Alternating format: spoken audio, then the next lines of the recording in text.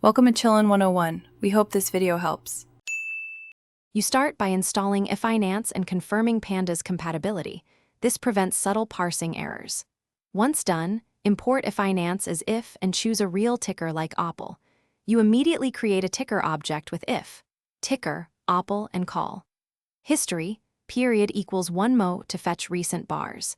Make sure to run this in an environment with internet access and consistent time zone settings.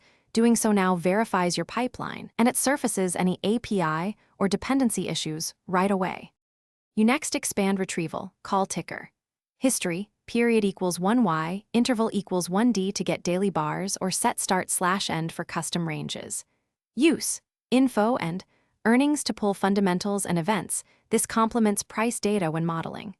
Once data arrives, convert to data frame, localize the index time zone, and resample or forward fill gaps so calculations remain robust. If you plan batch downloads, use if. Download, Apple, MSFT, group by equals ticker. You wrap up by saving clean data frames to CSV or Parquet and adding simple caching to avoid repeated pulls. Make sure to validate D types and drop or impute NS before analytics. This prevents silent model failures. If you automate, add try/except with exponential backoff to handle intermittent network or rate errors.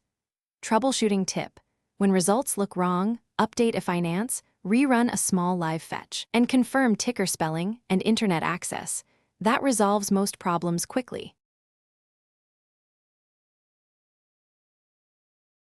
Thanks for watching. Consider subscribing if we helped you.